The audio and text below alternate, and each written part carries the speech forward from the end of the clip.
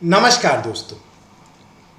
आज मैं आपको बता रहा हूं मुकुल रॉय के बारे में। मुकुल रॉय बीजेपी से टीएमसी में चले गए।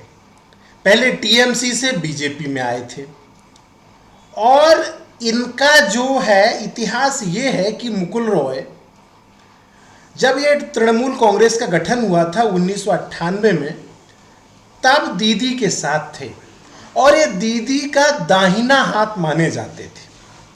और उसके बाद जब एक बार दीदी अपने ही रेल मंत्री दिनेश त्रिवेदी जी से नाराज हो गई और उनका इस्तीफा ले लिया, तो उनकी जगह मुकुल रॉय को उन्होंने रेल मंत्री बनाया था। मुकुल रॉय हमेशा राज्यसभा में रहे, राज्यसभा के सांसद रहे हैं और जब उनका नाम नारदा शारदा स्कैम में आया तो कहीं ना कहीं उनकी जो ममता बनर्जी से मतभेद होना शुरू हुई और उसके बाद वो मतभेद इस हद तक बढ़ गए कि टीएमसी ने उनको पार्टी से निष्कासित कर दिया और उसके बाद उन्होंने नवंबर 2017 में बीजेपी ज्वाइन कर ली। और उसके बाद दोस्तों 2019 के चुनाव में बीजेपी पश्चिम बंगाल में 18 सीटें जीती, तो उसका श्रेय दिया गया मुकुल रॉय को। उन्हें कहीं ना कहीं चाणक्य कहा गया कि बंगाल के चाणक्य मुकुल रॉय हैं। उसके बाद जब चुनाव हुआ 2021 विधानसभा चुनाव, तो कभी तृणमूल कांग्रेस में ही मुकुल रॉय के प्रतिद्वंदी रहे शुभेंदु अधिकारी बीजेपी में आ गए और उन्होंने चुनौती दी ममता बनर्जी को नंदीग्राम से चुनाव लड़ने की। और जब टिकट बंटवारे हो रहे थे तो उस समय अमित शाह जी ने सभी नेताओं को कहा कि सभी को चुनाव लड़ना पड़ेगा। तो जो मुकुल रॉय हैं ये स्वयं को बहुत बड़ा नेता मानते थे, तो इन्होंने विधानसभा चुनाव लड़ने में बिल्कुल रुचि नहीं दिखाई। लेकिन पार्टी नेतृत्व के दबाव के आगे इन्होंने बहुत ही सुरक्षित कृष्णानगर उत्तर सीट चुनाव लड़ने को चुनी और ये वहां से चुनाव जीत गए। किंतु इनका जो बेटा है शुभ्रांशु रॉय, वो बीजपुर से चुनाव बुरी तरीके से हार गया। और दोस्तों आप देखिए, मुकुल रॉय नवंबर 2017 में बीजेपी में आ गए थे, किंतु बेटा 2019 में बीजेपी में आया था। यह सोचने वाली बात है, ये बीजेपी नेतृत्व को सोचना चाहिए था कि यह सिर्फ एक स्वार्थपरक राजनीति के तहत बीजेपी में आया हुआ एक बाहर का व्यक्ति है। और जब बीजेपी 18 सीटें जीती तो कहा गया कि मुकुल रॉय इन सीटों के पीछे हैं। लेकिन चुनाव के दौरान एक ऑडियो वायरल हुआ था जिसमें मुकुल रॉय कहीं ना कहीं ये कहते हुए सुने जा रहे थे कि हमें चुनाव आयोग पे दबाव बनाना है, जिस चीज को लेकर तृणमूल कांग्रेस बीजेपी पर पलटवार भी कर रही थी दोस्तों। तो क्या ये ऑडियो उस समय तृणमूल के इशारे पर मुकुल रॉय ने वायरल किया था बीजेपी को बदनाम करने के लिए? जैसा कि अर्जुन सिंह जो बीजेपी के सांसद हैं वो कह रहे हैं कि ये बाकायदा तृणमूल के एजेंट के तौर पर काम कर रहे थे और ये इंटरनल इंफॉर्मेशन जो है तृणमूल को दे रहे थे।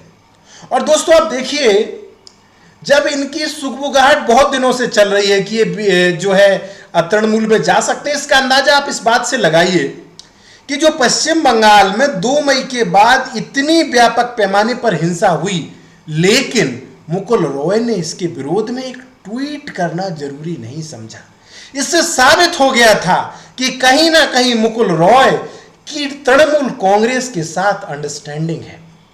और ये ममता बनर्जी पहले भी ऐसा करती रही हैं। 2004 में सुदीप बंदोपाध्याय इसकी उदाहरण है।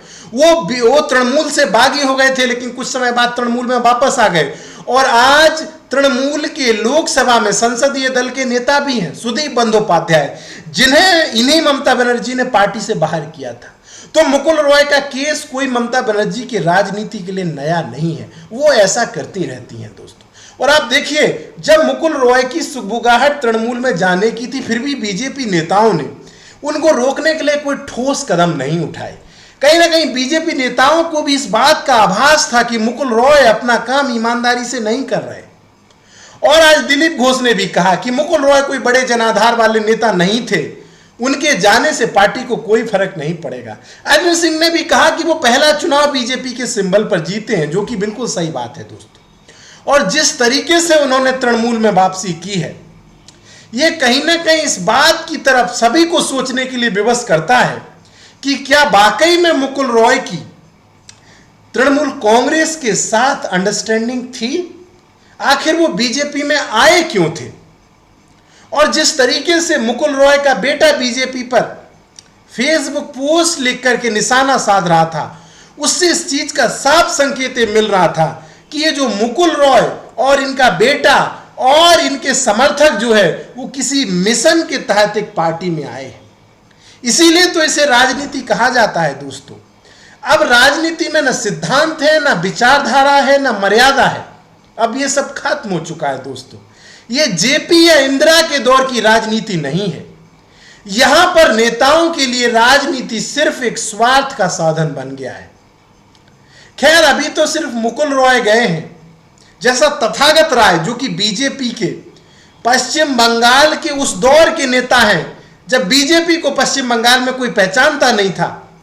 तथागत राय ने चुनाव के बाद स्पष्ट कहा था कि जो कचरा तृणमूल से बीजेपी में आया है वो वापस कचरा तृणमूल में वापस जाएगा। और ये सोनाली गुहा, देवेंदु विश्वास, सरला मुर्मू ऐसे तमाम उदाहरण हैं जो तथागत राय की बात को सही साबित करते हुए दिखाई दे रहे हैं दोस्तों। खैर, अभी तो ये शुरुआत है।